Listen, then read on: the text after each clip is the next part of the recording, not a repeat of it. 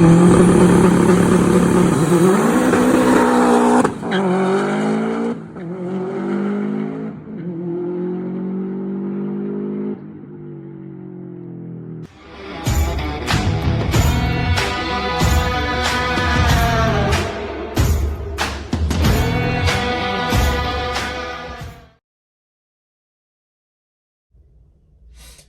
yeah, exactly as it says, part 2 continues. So I'm just going to voice over.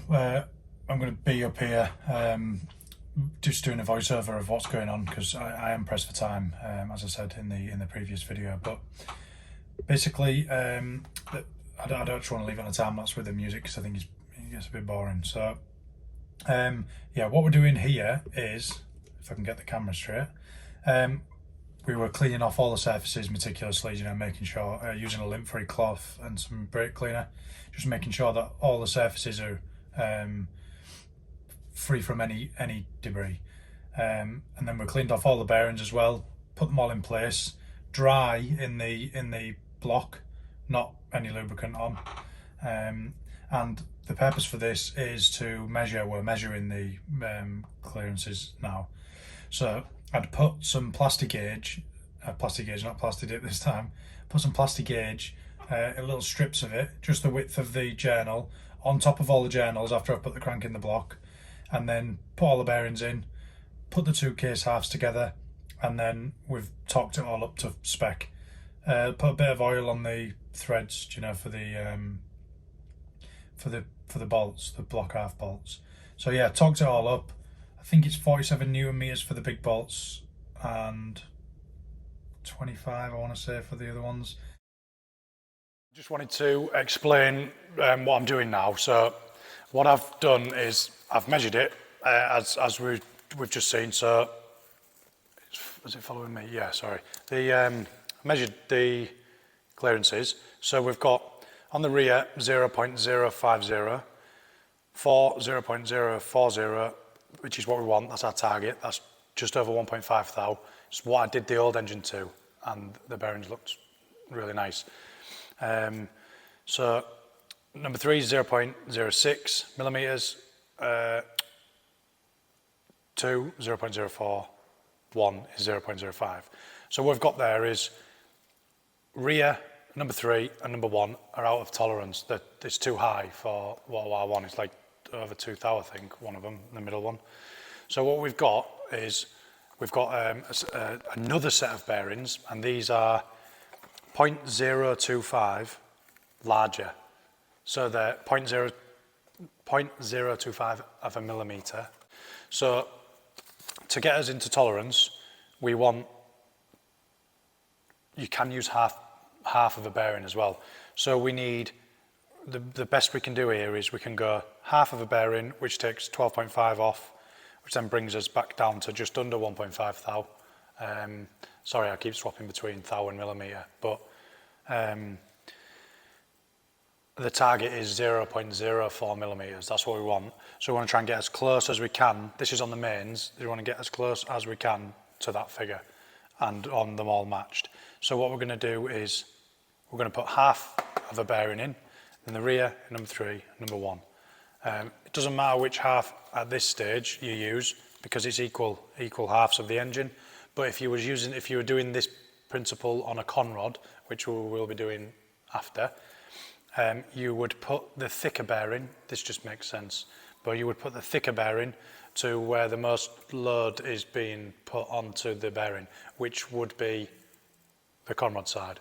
So you've got the conrod and the piston side. You'd put the thicker bearing of the two on the top. But we'll come to that when we're doing that bit. This bit, I just wanted to interrupt to explain what was going on. So now I'll wipe, I've got some lint-free cloth and some brake cleaner. I'll wipe the plastic dip off, and then we'll reapply plastic dip strips and, sorry, take the crank out, swap these bearings like what I just said. We'll reapply the plastic gauge, and then put the crank in, bolt it all back together. It's a bit time consuming, but has to be right. So yeah, I'll come to you when we've done that. Fingers crossed, they'll be within tolerance this next time. Yeah, so swapping the bearings for the 0.025 oversized ones, as I was saying, just the locations 1, 3 and the rear 5. And then basically same again, you know, put the block halves back together, bottle them all up, and then strip it all again, measure them again with a gauge. That's the lubricant on the thread there, as I was saying.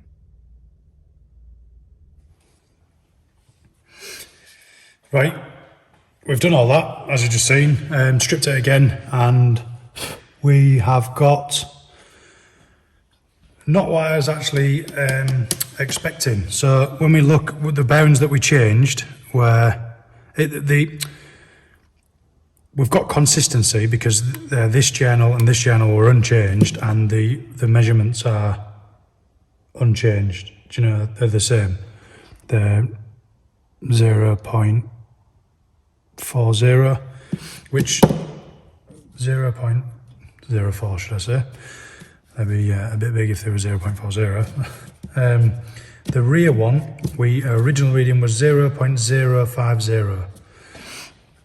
So if we look now, it's just a bit under that.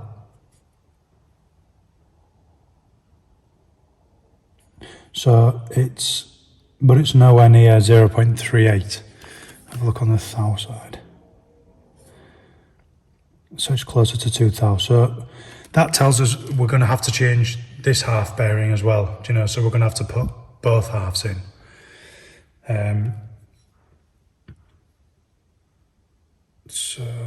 the number 3 journal, that is closer to 2 thou. It's tighter than the original reading of 0.060. It's now 0.050. And the front one is also a little bigger. It's 0.48 roughly. So what we're going to have to do now is we're going to put the other halves in and do the same again. Right, we're there. It took another attempt. I actually had to change the centre bearing, the rear thrust bearing and the front bearing. So number 1, number 3 and number 5. I had to change to both sides, the oversized bearing, the 0.025. So we've managed to get them all now the same. And bear in mind my previous engine, which is what I'm going off largely, I ran at 0.04 clearance on the mains. So I think the centre one was about 0.054, but we're getting consistent readings now. I think this is the 3rd or 4th attempt bolting the block up now. But I'm just going to go along and show you the readings we've got. So if we look, it's kind of difficult to pick up on the camera, but it'd help if I put it the right way, sorry. Yeah, so we've got near as damn it 0.038. It is just a little bit more, so it's a little bit tighter than 0.038, but it's nowhere near can you see that? Nowhere near the 0.025. The middle one there is, you can see, spot on. That's a little bit smaller, so that means it's 0.04. This one, it's difficult to pick it up. That's the same as this one. So, but that one, this one was the one that we haven't changed anything. So 0.40 was the previous reading when we look at the previous reading. This one was 0.60, and now we've got it to 0.4. So that was with both bearings changed to the oversized one, as I say. This one is a little bit larger than the, focus. A little bit larger, but not quite as large. Similar to that one, same again. The 0.04.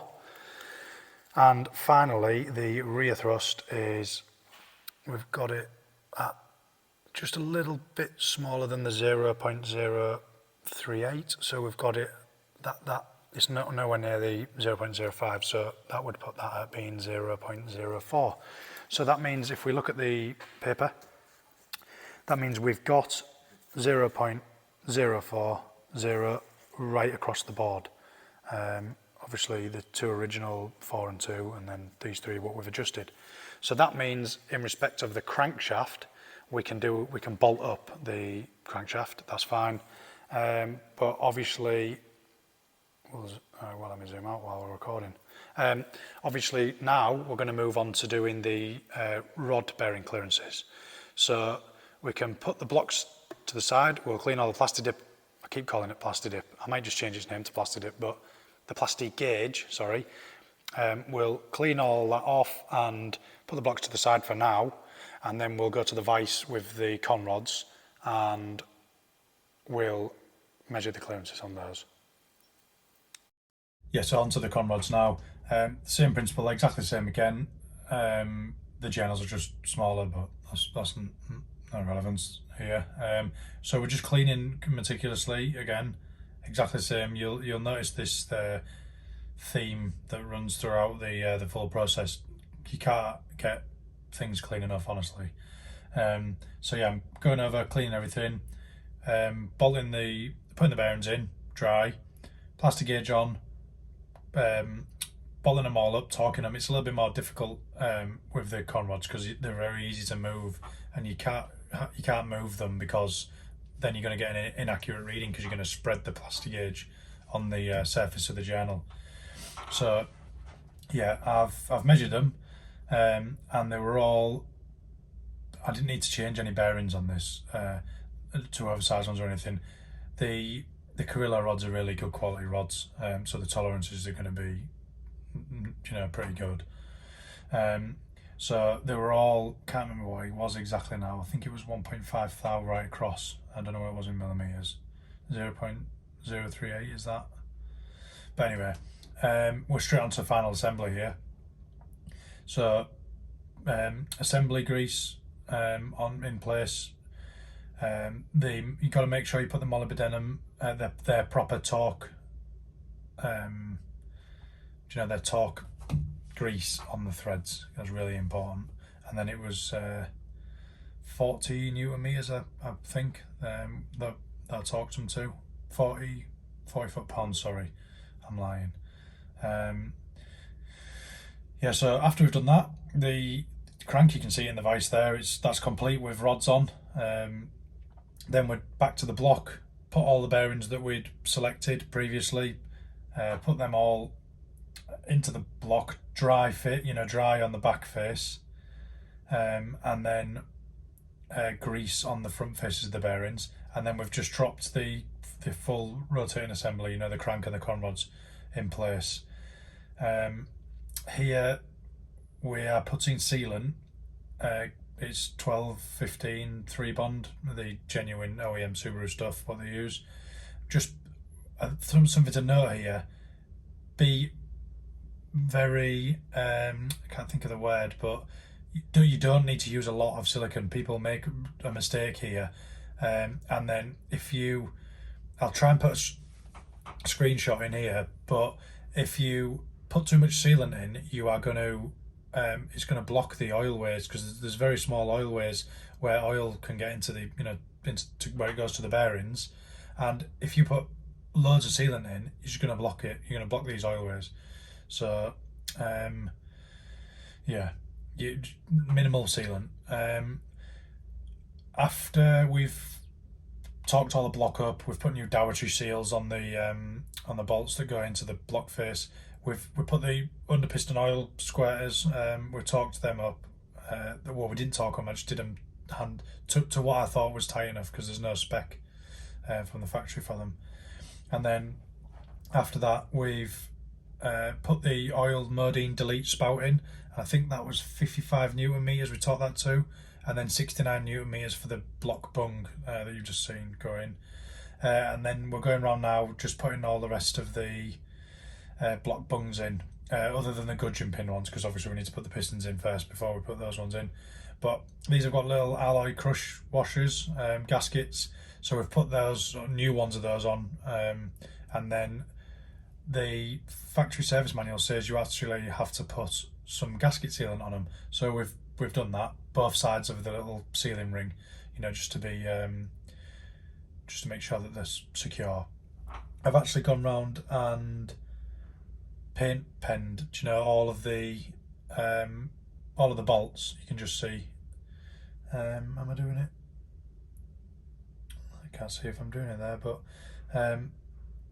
yeah, we've paint marked them all so we can see if they back out in the future. Rear main goes on there.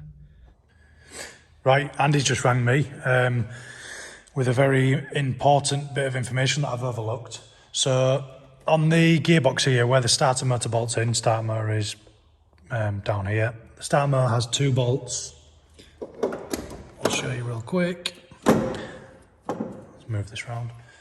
The starter motor's got 2 bolts that bolt through the gearbox bell housing here, and they bolt into the engine. Now I'll show you over on the bench. I've got the old engine block and the new block. So as you can see from the video here, this is the new age block. So this is the one that comes with a 6-speed bolted to it. So it's got more, that's a locating bolt. It's got 1, 2, 3, and then the other half's got the other mounting points, as you can imagine. So on the closed deck block, the old one, they only came with a 5-speed housing, bell housing. So they only needed 4 mounting points, 4 bolting areas, and then 2 locating pin areas. So what you have the issue of now is the lower half of the starter motor has got nothing to bolt to. And there's no lug here. We could just tap into here, but there's no lug here to tap into. So what I'm going to do is, there's the M10 by 1.5. It's also a good job Andy's rang me, because I've then checked the threads, and 2 of them are knackered. So I'm going to, while it's on the bench, I'm going to drill that out. I'll put it on time lapse and show you, but I'm going to put helicoils in there so they're strong again.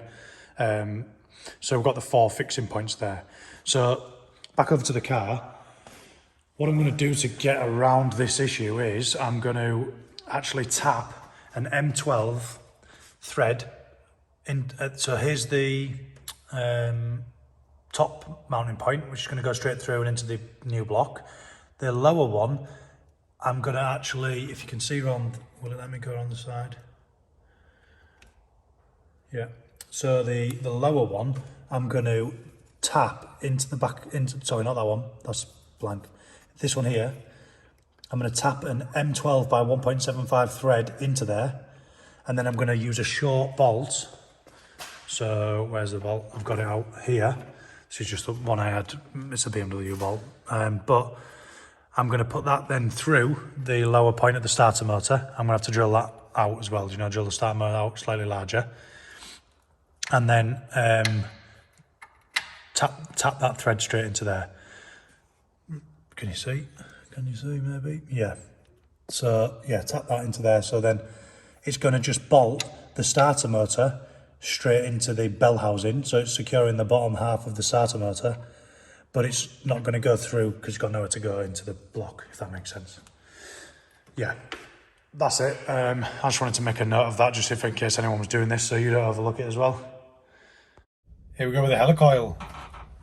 So I drilled, I've got a little bit of a confession to make here.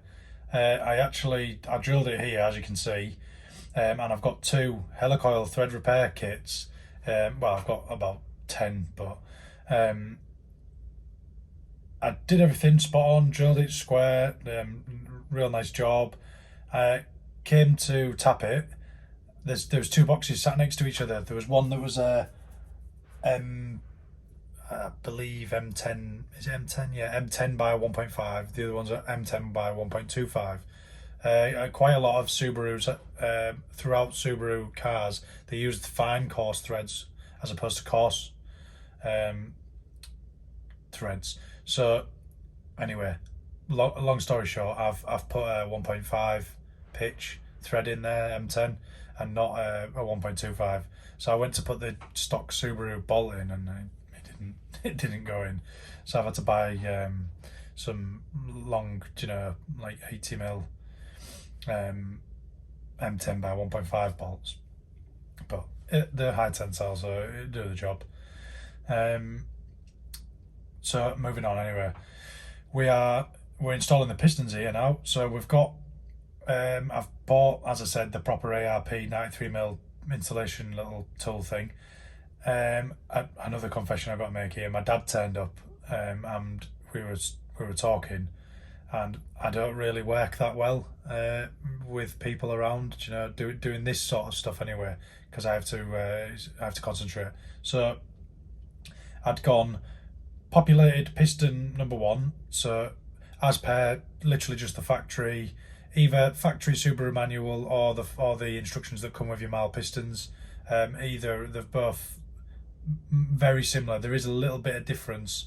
I think I went with the mile ones as opposed to going with the Subaru factory manual, because I'm sure they told me to put the gaps in the rings where the gudgeon pin is. So unless I've read it wrong, but yeah, I'd gone picked up piston pack 1, put piston 1 in, and then picked piston ring pack 2 up and put it on, because obviously it goes 1 3, and then on the other side of the block it goes 2 4.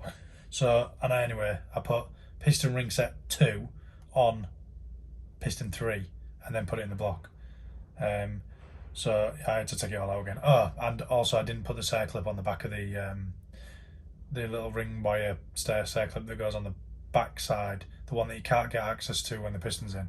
So I had to come out anyway.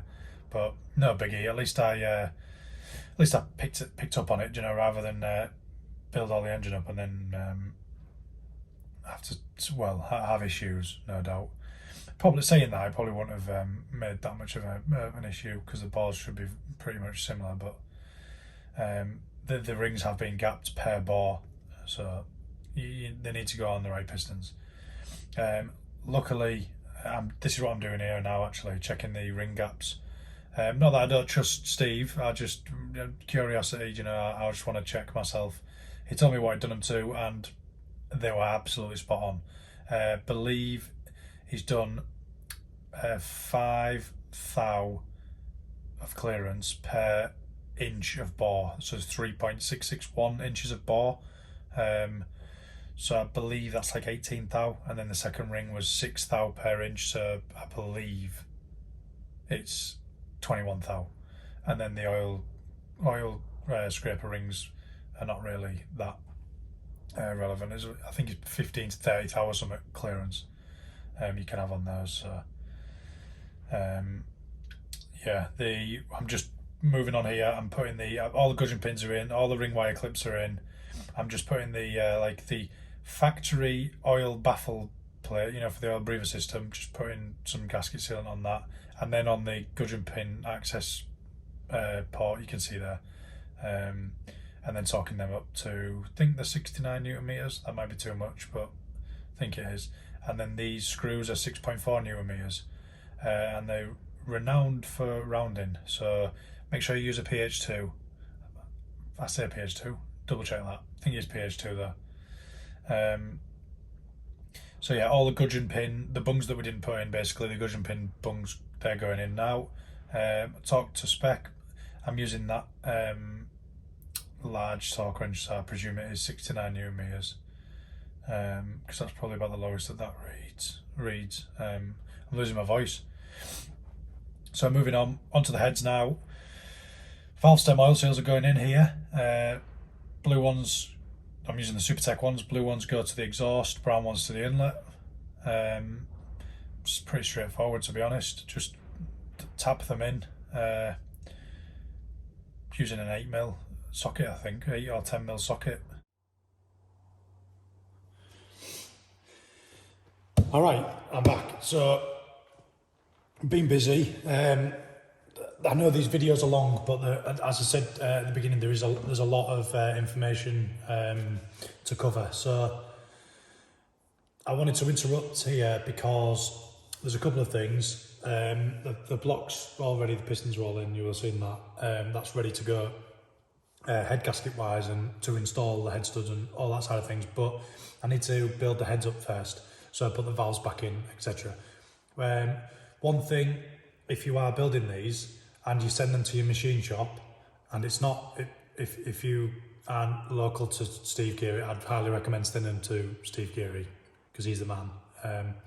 So if you're not local to him, or you can't, you use your own machine shop for some reason or whatever, remember when they're cleaning the heads, say you've spun a bearing and you've got used heads and you don't know if they've had a bearing spun in them, etc. They have oil galleys which go through the head, and they have bungs, these little bungs here, these little caps, if you can see. They're like a little Allen head. Is that? Yeah, you can see. It's not very focused. But they're like an Allen head, and they go in various locations around the block, and they bung up these like dead ends, so to speak. So if you go cleaning the block and you don't take these bungs out, you can't get the spun bearing material in the oil, the residual oil that's going to be there. Well, you can't guarantee that you're going to get it out. So it's always best to ask your machine shop when they put it in the parts bath to take out all of those bungs and lance through all of the oilways, so that they're definitely got no bearing material, because as I said originally, cleanliness is the most important thing. So when I'm putting them back, they don't have a spec as such from the Subaru service manual. They don't have like a tolerance, like a torque spec. So you do them with like a 1/4-inch ratchet just until you can feel they're tight, not overly tight. They are a tapered thread. And then with regards to thread lock, you don't use thread lock. You use something called well seal. It's a bit crafted, it's very sticky stuff, but it's called well seal, and it's a jointing compound, and it doesn't set. It's just very sticky. But you put it on the threads. I've put it on these threads about 10 minutes ago now. But you put it on, leave it 5 minutes, and then you can come to screw into the heads. So the other issue, obviously my time frame. I've got half my tools. I work at one side of the country, without going too much into it. I work at one side of the country, I live at the other, but I've got a halfway house sort of over that side, and I've left the one tool that I need, the valve retainer tool, to get the valve springs out. So I found an old tool in the cupboard, for undoing wheels, like security wheel sort of things, wheel nuts. And then I'm just going to literally use one of these quick grip, the grip, these things, these rubber grip things, but put that on there, clamp from underneath, to the base of the valve, and then I'll be able to get a little magnet and get the retainers, put them back in. So then we can get the heads built up, heads back on the block. Important to have the heads torqued to spec on the block as well when you measure it, before you measure the clearances. Because they alter, they get a little bit tighter. So that's what I want to get done tonight. We're on Sunday night now. It's about 10 o'clock PM. And yeah, I want to get these done tonight because I've left the shims for the Supertech valves. I've left the shims at Steve Geary's in Surrey, which is a 4-hour drive away. I've got the shims for one head, but in the rush of everything and trying to remember everything, I've forgot these shims, I've left them there. So I have to get these measured tonight to message Steve tomorrow to get them on the same day delivery, and if I can get them on the same day delivery, but that's the score. Yeah, I'll throw it back on time lapse and we'll crack on with getting these built back up and the clearances measured, get it all, the head built back up, and then I'll go through the head stud installation. But yeah. Here's my little DIY valve spring compressor tool that I've made out of out of an old tuner, wheel nut tool. It does the job. It certainly does the job. So just building all the heads up here. Just valves in, springs in, retainers and collets. Yeah, simple as really. The next job after this is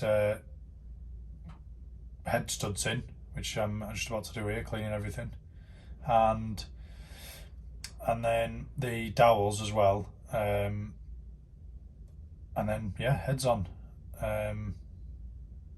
Yeah, I'm going to explain now anyway, the sequence, to the head studs.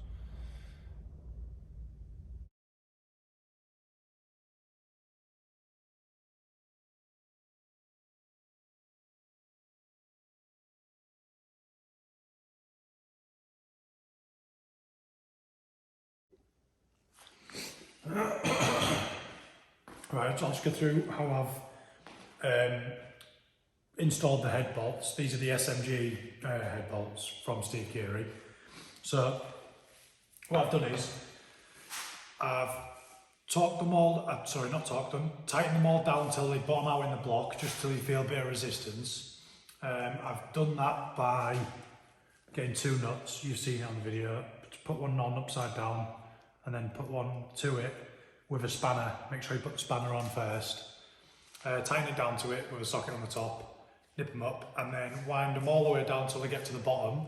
Draw a line straight up on each head stud and then back it off 180 degrees. That's just so it's not bottomed out in the bottom of the block. So then when you torque the head down, it's still got that little tiny bit, even for expansion and stuff like that. You don't want it punching through the bottom hole down there. So now I'm going to install, it's important that you put the dowels on first before you put these 2 top bolts in, studs, because they will only go over one thread. They're 2 different threads, so they'll only go over the bottom thread. And then don't install them in the head first, because how these are tapped in the head could be slightly off, a little bit. If you put these in first, they're not going to locate correctly.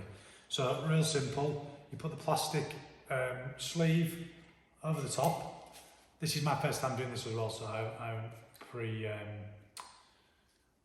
practiced at it. So it's got a little recess, as you can see. Let me just show you.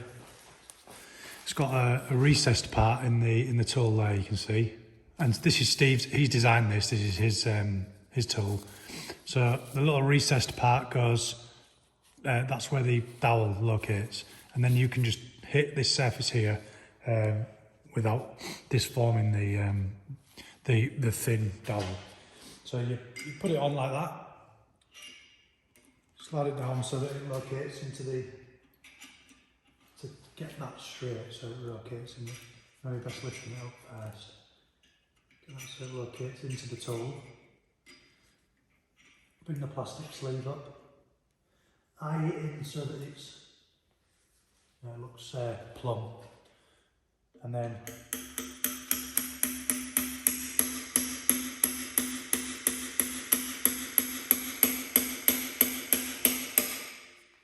just give it a tap until it's all the way down. Simple.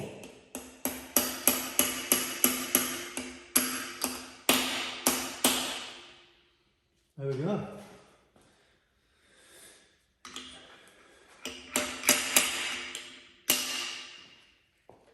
It's all the way down. Then lift the tool up, slide it off, take the plastic off. That's your dowel. Same on the other side, but you don't need to watch me do it again, so I'll put it back in time lapse. So there we have it. There we have it, sports fans. Dowels are in, both sides there. Final wipe down, blow off with the airline. Head gaskets on, which is a RCM 0.78mm, and head on. So yeah, tune into the next episode.